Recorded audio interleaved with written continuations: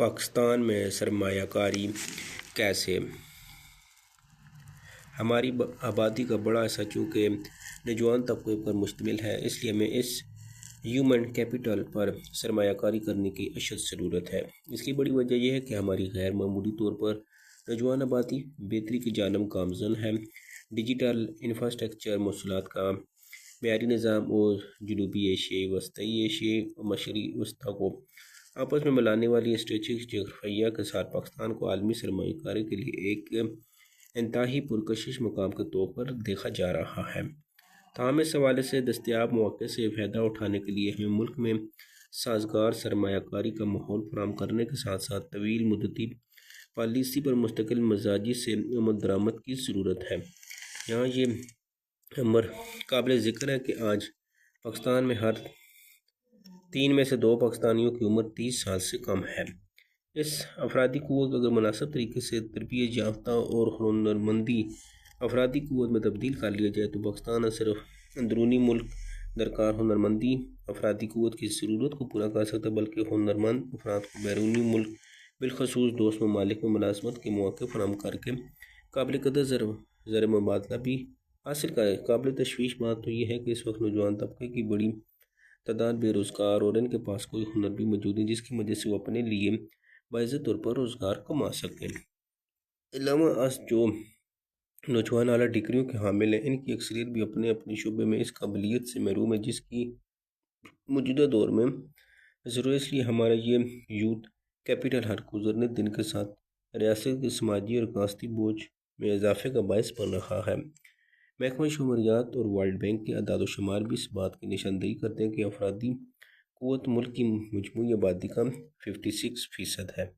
اس لیے ہمیں اپنی افرادی قوت کو جلد سے جلد ہنرمند، تعلیم یافتہ اور باصلاحیت بنانے کے لیے وسیع پیمانے پر تربیتی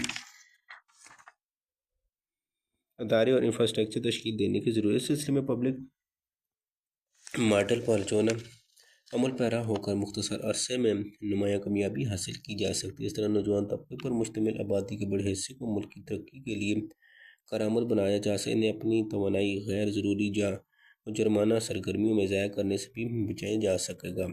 علاوہ ازیں یہ اقدام عالمی سرمایہ کاری کو پاکستان کی جانب راغب کرنے میں مدد دے گا، کیونکہ زیادہ تر عالمی ادارے پاکستان میں سرمایہ کاری کرنے سے اس لیے گریز کرتے ہیں یہاں انہیں درکار معیار کی افرادی قوت دستیاب نہیں۔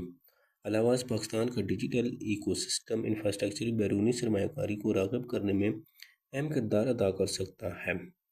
واضح ہے کہ پاکستان کے ڈیجیٹل ایکو سسٹم کے بارے میں ایشیائی ترقیاتی بینک کی ایک رپورٹ بھی یہ نشاندہی کی گئی کہ ڈیجیٹل ادائیگیوں، کم لاگت والے برانڈ کی رسائی، عالمی ویلیو چینز میں ٹیک اسٹارٹ اپس کے انضمام جیسے شعبوں میں پاکستان کے خطے کے دیگر ممالک سے آگے۔ حال ہی میں پاکستان نے کرپٹو مائننگ اور آرٹیفیشل انٹیلیجنس کے ڈیٹا سینٹر کے 2000 میگا واٹ بجلی مختص کر کے ہائی ٹیک کے شعبے میں آگے بڑھنے کے لیے اپنے عزائم کا اظہار کیا۔ تاہم اس حوالے سے انٹرنیٹ کی تیز ترین اور برقی فراہمی مزید کام کی اشد ضرورت ہے۔ برآمدات بڑھانے کے لیے ایکسپورٹ انڈسٹری کی خطے کے دیگر ممالک سے مسابقت بنانے کی بھی ضرورت ہے، تاہم عالمی سرمایہ کاری کا رخ اس شعبے کی جانب موڑا جا سکے۔ اس سلسلے میں ہر سیکٹر کا الگ الگ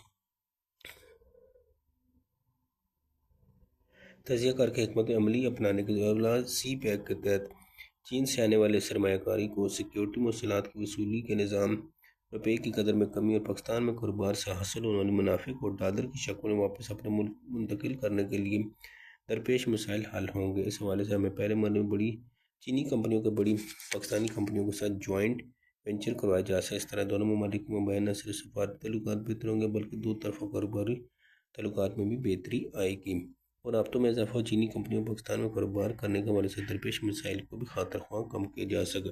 ناظرین، آپ کالم سننے کے لیے اس چینل کو سبسکرائب کر سکتے ہیں۔